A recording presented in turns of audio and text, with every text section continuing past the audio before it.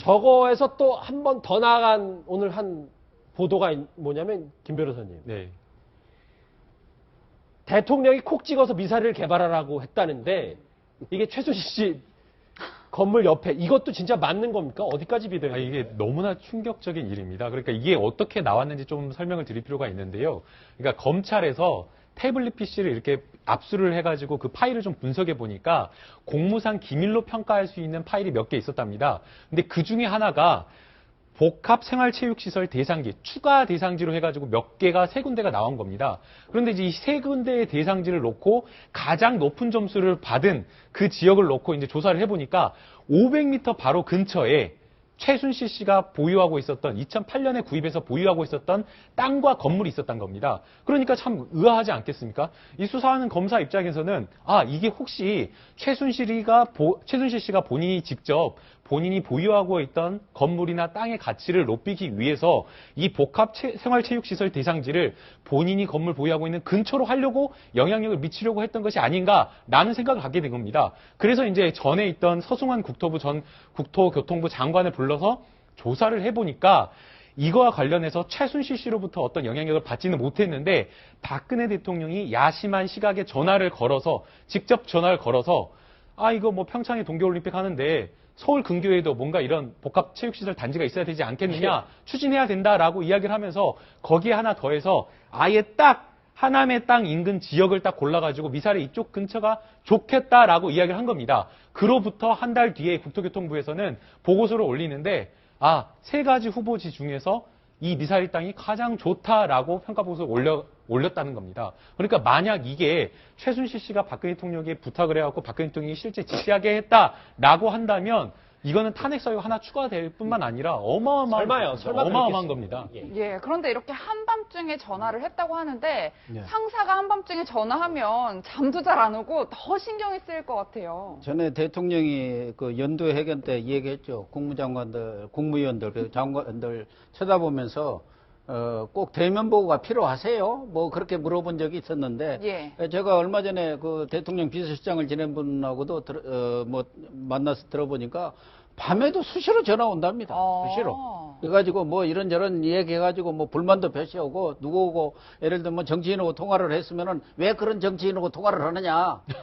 다 정치적으로 이용을 먹을 텐데 뭐 이런 전화도 오고 그러니까 수시로 말하자면 뭐 장관이든 참모들은 이렇게 전화를 많이 하신 것 같아요. 그런데 지금 최순실 씨와 관련되는 것을 보면은 최순실 씨가 능력이 있는 분야는 재산을 증식하는데 상당히 능력이 있는 것 같아서 공적인 사항들은 대통령도 공적인 그런 참모 조직이라든가 정부 조직을 하고 은밀한 사항은 거의 최순실 씨하고 이렇게 말을 나눈 것 아닌가. 그 중에서 대부분은 지금 방금 얘기 나온 서성원 장관한테 했다는 그런 얘기들부터 뭐 미르케이 다 돈과 관련된 얘기들입니다.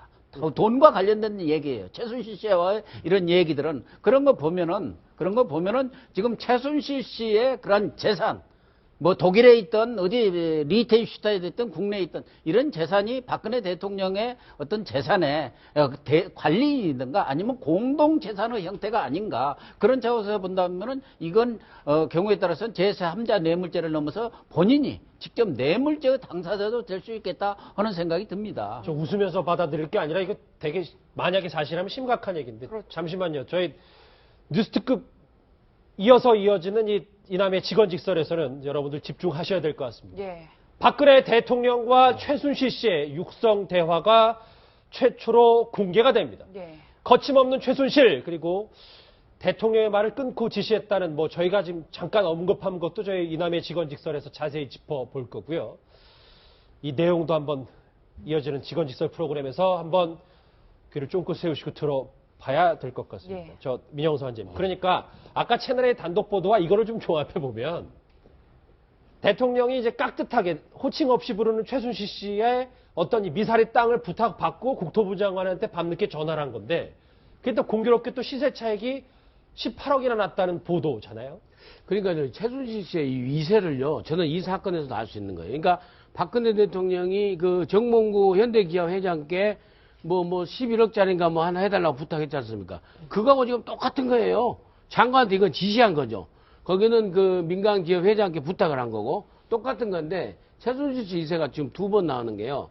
이 정보를 정호성 비서관한테 그 개발 계획을 다 해가지고 미리 그걸 다 그 땅을 구입하고 그 건물 쪽에다가 개발 계획 오게끔 해가지고 그 인근의 땅이 계속 오릅니다. 올라. 예. 그래서 이 그 체육 복합시설이 온다고 해서 그 땅값이 오릅니다. 근데 결국에는 안 됐어요. 안 됐는데 최순실 씨가 얼마 또 귀신 같냐면은 다 오르고 나서 안 된다고 발표되기 전에 딱 시세차익 보고 팔았어요, 본인은. 본인은 다 팔았습니다. 팔고 나서 저기에 복합시설이 안 들어간다라고 발표된 거예요. 예. 그러니까 이 최순실 씨가요, 정보력이 완전히 사실은 정부 부처를 쥐락펴락 다 알고 있는 겁니다. 만약에 보도가 맞다면 예, 아니 근데 이게 지금 그 8억 차익은 사실이잖아요. 18억 시세 차익은 사실이고 그 다음에 다른 언론사 보도에서 검찰 보도에서 확인된 겁니다. 정호성 부속비서관의 47건의 공무상 기밀 서류 중에 하나가 하남시 인근 개발 계획이 들어가 있어요. 최순실 씨한테 갖다 준 게. 같다고 볼 수 있네요. 예. 그리고 지금 더 분통 터지고 실망스러운 건요. 그러면은 이 늦은 시간에 최순실 씨 민원은 갖다가 해주라고 밤 늦은 시간에 장관한테 전화하고 이런 대통령께서 아이들이 수백 명이 죽어가는데 그때는 머리하고 계셨어요? 그때가 더 급합니까? 최순실 씨 이 민원 봐준 게 더 급합니까? 정말로 우리 국민들 입장에서는요, 너무 실망스러운 일이에요. 이 밤 늦은 시간에, 아니, 그 다음날 하셔도 되는 거 아닙니까? 장관한테. 아니 그 다음날 해도 문제가 되는 거죠, 그거는. 그런가요? 진짜로 이건요, 이게 사실이라 그러면은 정말 박근혜 대통령은 도대체 왜 최순실 씨한테 이렇게 한없이 잘했는가?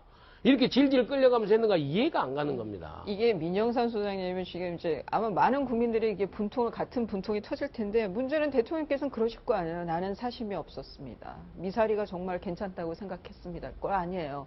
그러다 보니까 지금 이렇게 탄핵까지 간 건데 저는 이게 한 달쯤 됐나요? 검찰에서 이렇게 좀 흘러나온 얘기 중에 저 녹취록을 들었던 검사들이 대통령이 최순실에게한테 이렇게까지 해줬나, 이런 이제 실망을 했다, 이런 얘기가 있었잖아요. 거기서는 녹취록 얘기였지만, 예. 지금 우리가 공소장에서 KD 코퍼레이션, 정유라의 친구 아버지 회사 민원 넣어줬던 그 공소 사실 듣고 경악을 했잖아요. 저는 이게 마찬가지 케이스라고 보이는 거죠. 마찬가지 경우로. 그러니까 이런 건건들이 나오니까 수사를 했던 검찰들이 정말 그러니까 분노와 허탈감을 느꼈다라는 검찰에서 흘러나온 총평이 이런 지금 이 미사리 얘기가 또 견져보니까 그게 맞는 보도였던 거예요. 나중에 녹취록 얘기는 들불이 될 거다, 횃불이 될 거다 했던 거는 잘못된 오보라고 얘기했지만 제가 봤을 때는 오보가 아닌 거예요. 이렇게 보면.